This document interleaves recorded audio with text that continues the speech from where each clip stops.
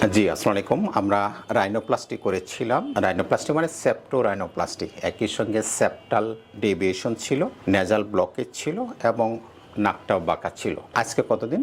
2 সপ্তাহ।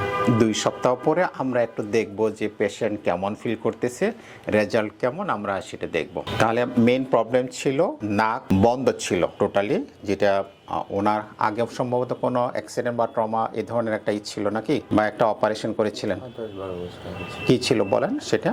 সেটা বলছিল নাকে হাড় বাঁকা, এই জন্য করেছে। পরে কি সাকসেস হয় না। অপারেশন করিয়েছিলেন?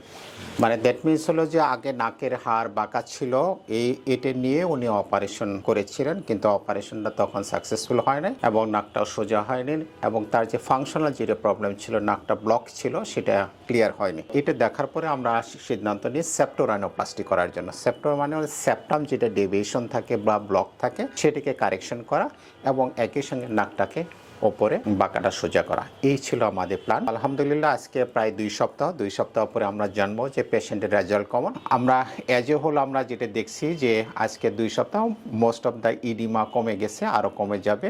দেখি বাতাস সারেন দেখি। Okay fine, okay fine. মানে দ্যাট মিনস আপনারা হলো বুঝতেই পারছেন নাক টোটালি ক্লিয়ার আছে। একই সঙ্গে আমরা তার টিপটাও আমরা করেছি, টিপ প্লাস্টি বলা হয়, দ্যাট ইজ ডরসাম কারেকশন করেছি, টিপ প্লাস্টি করেছি এবং একই সঙ্গে সেপ্টোপ্লাস্টি করেছি। আগে নাক বন্ধ ছিল, এখন আলহামদুলিল্লাহ ভালো লাগতেছে।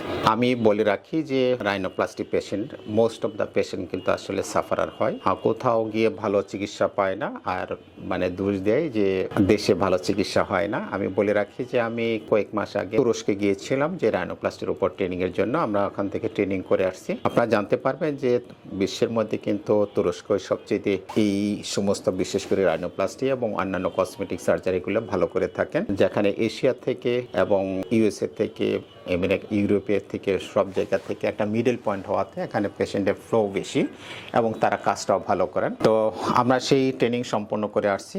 আমরা ওনার কি পেয়েছি, আমি যখন অপারেশন করতে যাই তখন দেখি তার সেপ্টাম যেটা আছে, সেপ্টামে একটা কার্টিলেজ থাকে যেটা নরম হাড়, সেটা হলো ভেঙে গেছে। অর্থাৎ সেপ্টোপ্লাস্টি এর আগে যেটা করেছিল সেটা আসলে ফেলও রয়েছে, এবং এটা যেহেতু একবার অপারেশন হয়েছিল, সুতরাং আপনারা সবসময় জেনে রাখবেন যদি আগে কখনো অপারেশন হয়ে থাকে সেটা কিন্তু মোর ডিফিকাল্ট আসলে, কারণ আমাদের ব্লিডিং বেশি হবে এবং আমরা ডিসেকশন ভেরি ডিফিকাল্ট, সময় বেশি লাগবে, এভরিথিং প্রবলেম। তখন আমরা হলো যে একটু কেয়ারফুলি গিয়ে আমরা হলো যে ভিতরে কারেকশন করে রাখি এবং ওখান থেকে যে কার্টিলেজটা আছে সেই কার্টিলেজটা দিয়ে আমরা এই ডরসামটা নাকের হাড়টাকে আমরা বৃদ্ধি করেছি এবং টিপ প্লাস্টি করেছি।